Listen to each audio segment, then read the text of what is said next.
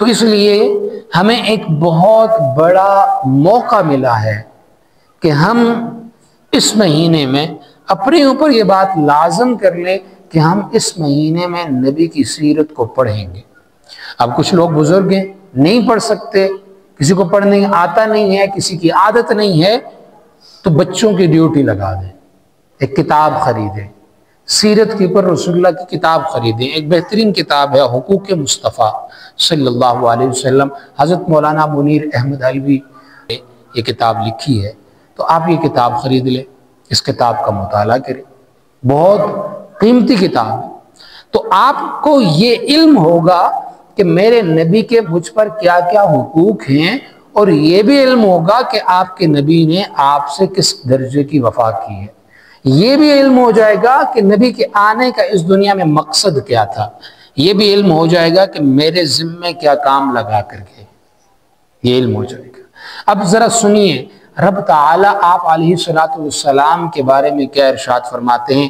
میرا اللہ قرآن کے اندر ہم سب مومنوں کو مخاطب کرتے ہوئے اللہ تعالیٰ فرما رہے ہیں، سورۃ البقرہ میں آیت نمبر 104 ہے، فرماتے ہیں یا ایھا الذین آمنو، اے ایمان والو، توجہ کرو، اے ایمان والو تم سے مخاطب ہوں، اے ایمان والو بات کو ذرا غور سے سمجھو۔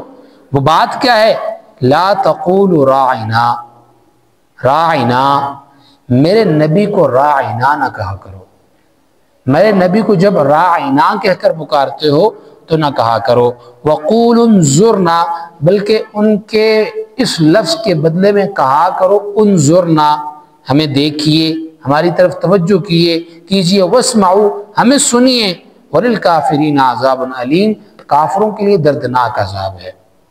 ایک آیت مبارکہ، اس کا پس منظر کیا ہے کہ جب آپ علیہ السلام کی خوبصورت مجلس یوں سجا کرتی تھی، اس کے اندر آپ کے اصحاب، آپ کے دوست، آپ کو ماننے والے آ کر بیٹھا کرتے تھے، اور وہیں پر کچھ منافقین بھی بیٹھا کرتے تھے، کچھ یہودی بھی آ کر بیٹھ جایا کرتے تھے۔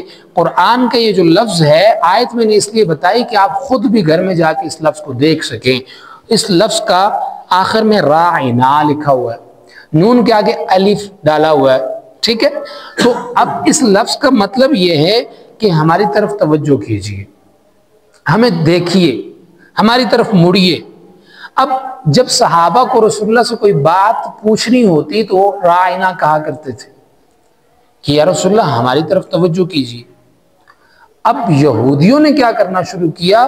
اس لفظ کو کم کر دیا، اس لفظ کو کم کر دیا، اس کے آخر سے الف کو ہٹا دیا، تو لفظ بن گیا راعن۔ اس کا مطلب یہ ہوتا ہے نعوذ باللہ، معاذ اللہ، اس کا مطلب یہ ہوتا ہے اے ہمارے چرواہے۔ اب اس الفاظ سے کیا ہوتی تھی؟ آپ علیہ السلام کی شان میں کمی آتی تھی۔ یہ الفاظ آپ علیہ السلام کے لیے مخاطب کرنے کے لیے درست نہیں تھا۔ رب تعالیٰ نے منافقین کو نہیں منع کیا کہ یہ لفظ نہ کہو، ایسا نہ کہو میرے نبی کو۔ منافقین، رب یہ بتانا چاہتا ہے منافقین سے تو، کافروں سے تو میں بات کرنا پسند ہی نہیں کرتا۔ اے مومنوں، یا ایھا الذین آمنو، اے ایمان لانے والو، اے مومنو، اے میرے بندو، تمہارے اوپر اب آج سے یہ بات لازم ہے کہ وہ لفظ جو میرے نبی کی شان کے مطابق نہیں ہے وہ لفظ ہی چھوڑ دو۔ صحیح لفظ، صحابہ تو صحیح لفظ کہتے تھے نا، صحابہ صحیح لفظ کہتے تھے، صحیح لفظ کہنے والوں کو فرما دیا تمہارے اس لفظ سے لوگ فائدہ اٹھا رہے ہیں۔